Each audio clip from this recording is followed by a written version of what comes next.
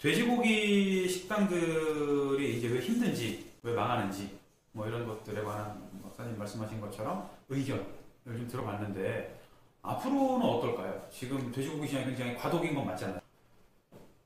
고기 식당은 사라지거나 없어지진 않아요. 근데 이제 형태가 어떻게 바뀔 거냐 하는 게 가장 중요한. 지금은 술집의 형태가 너무 강하고 또 대부분 그렇게 생각하고 가족이 먹는 뭐 갈비집 정도의 형태들을 유지해 왔었는데, 지금 사실 요새 삼겹살집 핫한 데들은 다들 좀 인테리어가 예뻐지잖아요. 그리고 깨끗해졌던 것처럼 이제는 이제 좀 삼겹살집이 보편적으로 깨끗해질 거고 약간 패밀리 레스토랑형으로 가지 않겠나 싶어요. 그래서 저는 사실은 올해 같은 경우 뭐 작년에도 그런 부분이 보였지만 돈가스 집이 일단은 좀 선전을 많이 하지 않겠냐. 돈가스. 네, 그게 점심 메뉴도 되고 저녁에 조금 약한데 이제 술들을 많이 안 먹으니까 점심 간단하게 친구들끼리 모여서 가는 돈가스 집이 가장 빨리 좀 변하는 모습으로 나타나서 안정화될 거고 유명해지고. 그러니까 작년 수입 보면 우리나라가 돼지고기 수입할 때 등심은 수입 안 하거든요. 여기 거의 뭐 우리 가격보다 비쌀 수도 있으니까. 근데 작년에 등심 진짜 많이 수입했어요. 우리나라 등심을 많이 먹는다는 거예요. 그럼 그 등심을 뭐로 먹냐? 돈가스로 먹었다는 거거든요. 그래서 뭐 강호동의 그 강식당인가? 뭐 그런 거로 해서 돈가스를 튀겨서 그런지 몰라도 돈가스가 현재로는 고기밥집에서 첫 번째 나타나 있고, 앞으로는 신도세기 같은 스타일, 약간 진짜 스테이크하우스 같은 패밀리 레스토랑에서 고기를 먹는, 단 불은 가운데 있는 것. 이제 지금 고민이, 그 서양에 가보시면 고기를 셰프가 구워서 줘요. 근데 한국에서는 손님이 직접 테이블에서 구워 먹잖아요. 근데 이게 어떻게 바뀌는 거냐 하는 것들은 사실 계속적인 숙제예요. 한꺼번에 뭐 우리도 서양 셰프처럼 셰프가 구울 것이다, 아니면 이 테이블이 계속 유지될 거라는 건 정답이 없을 거예요. 그렇지만 셰프가 구웠을 적에 고기가 다양한 불을 사용해서 좀 더 다양한 부위를 맛있게 먹을 수 있다는 건 사실입니다.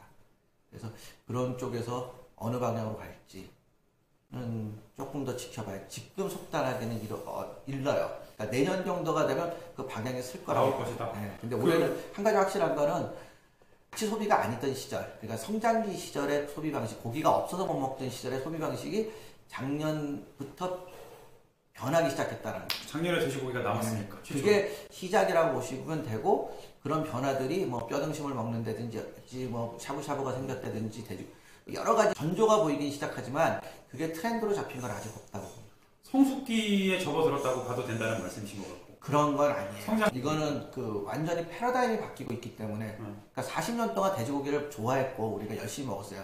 100년 전에는 우리가 돼지고기 이렇게 열심히 안 먹었거든요. 근데 해방 이후에 1970년대부터 정말 돼지고기 열심히 먹었는데, 그게 좀 뭔가 달라지기 시작했네? 그럼에도 불구하고 돼지고기를 많이 먹긴 먹어요. HMR 제품이라든지 뭐 구내식당 이런 데서 계속 돼지고기를 먹고 있지만, 그 돼지고기를 적극적으로 먹는 방식이 조금씩 달라지고 있는 건 사실일 것 같습니다. 박사님의 스페인에서 똑같은 고기인데도 셰프가 구웠더니 이러한 맛이 나더라라고 하신 게 있잖아요. 사실 셰프가 구워주는 고기라던가 아니면 뭐 이런 바베큐 스타일의 고기라는 건 또 다른 인건비의 문제도 관련이 될 수 있잖아요. 그렇죠. 그런 부분들이 어떤 모델로 갈지 모르는데 이제 이렇게 보시면 되죠. 만약에 의자 10개짜리 바 형태에서 주인이 혼자서 열심히 구워서 판다. 그게 뭐 꼭 그릴된 스테이크가 아니고 불고기라든지 이런 걸로 간다. 그랬을 적에는 분명히 가능하고, 그러니까 일본의 모델을 좀 유심히 봐야 될 필요가 있을 것 같아요. 일본도 고기를 나름대로 많이 소비하기 시작하고 먹는데 저희하고 조금 방식이 좀 달라요. 그 식사로 많이 들어와 있어요. 돼지고기가 우리는 식사로 사실 많이 들어와 있지 않거든요. 닭고기도 보시면 치킨은 간식이지 야식이지 그게 주식이 아니잖아요. 요즘 애들은 주식이에요. 네. 아니 그러면 점심에 치킨 먹으러 가서 치킨을 먹는다든지 이러지 않으니까, 그런 것처럼 뭐랄까 좀 먹는 것에 익숙하지 않았기 때문에 그런지 몰라도 아직까지 돼지고기와 치킨은 주식 개념으로 확 들어와 있지 않기 때문에 주식화되는 쪽으로 많이 바뀔 것 같아요. 식사용으로.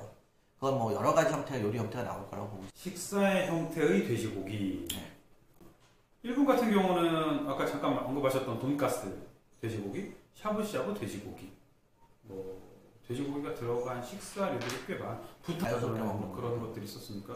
근데 사실 우리나라에서 돼지고기 한때 왜 그 돼지고기 목살 스테이크가 잠깐 이제 주식처럼 레스토랑에 서바이국에서 서바이국에서 들어왔던 적이 있는데 그것도 그때 잠깐 반짝이었다는 생각이 좀 들거든요. 그거 처음에 사실은 제가 그 2006년도인가 7년도에 피자에 있으면서 만들었거든요. 목살 스테이크를. 잭 다니엘. 그거 제가 개발해서 만들어 넣었었는데 맛은 있다고 얘기하는데 사실은 그 TGI 프라이데이스 내부적으로 반발이 셌어요. 그러니까 돼지고기에 대해서 그 갈고리 천축이나 이런 것들 때문에 요리하는데 되게 꺼리더라고요. 근데 지금은 이제 그게 다 없어지고 그 균들이 없어졌기 때문에 그렇게 미디움으로 익혀 먹어도 되는 시대니까 돼지고기를 나중에 그 미디움으로 익혀 먹어 다시 한번 얘기 드릴게요. 근데 아직까지는 돼지고기에 대해서 조금들 다들 밥으로 받아들이는 거에 좀 덜 익숙한 것 같아요. 그러니까 돼지고기를 먹고 꼭 뭐 냉면이라던가 된장찌개, 밥, 식사도 먹어야 된다고 생각을 하니까. 그렇죠. 아니 그런 것도 있고 돼지고기를 막 주식 요리로 먹는 게 아니고 술안주 정도의 개념으로 먹기 때문에 그러니까 그게 유일하게 삼겹살도 국한되니까 삼겹살을 많이 먹은 거지. 밥으로 먹으면 삼겹살을 많이 먹겠어요. 다른 부위도 많이 먹겠죠. 놀라운 거는 최근에 저도 알았는데 일본은 이제 1871년에 육류를 먹으면서 돼지고기를 처음에는 햄소시지로 먹었어요. 저는 그게 되게 놀랐어요. 1871년이면 아주 옛날인데 그 일본인들이 돼지고기를 처음에 접할 적에 생고기로 먹는 것도 있었지만 그 서양인들이 가져온 햄소시지 개념의 요리를 많이 먹었더라고요. 그리고 돼지고기를 뭐 지금 우리가 얘기하는 뭐 돈가스로 먹었다든지 카레라이스로 많이 먹었는데 그게 1915년 이후에 그때부터 서서히 이게부터 시작을 해서 소고기를 너무 많이 먹으니까 소고기 값이 오르니까 그 한 1915년 때부터는 돼지고기로 메뉴가 전환된 거예요. 저희도 똑같고 그런 거 보면 좀 고기 패턴이 돼지가 이렇게 다산성이 돼서 증산이 빠릅니다. 닭도 마찬가지지만 닭은 짧은 기간 내에 번식이 가능하고 돼지도 한 배에서 10마리씩 나니까 소는 한 배에서 한 마리밖에 안 낳잖아요. 그러다 보니까 이제 그 고기 생산량이 증가를 하니까 이 소비량이 느는 나라에서는 돼지고기로 급격히 육식이 바뀌는 경향이 있는 것 같아요. 그 대표적인 나라가 우리나라일 수도 있고요.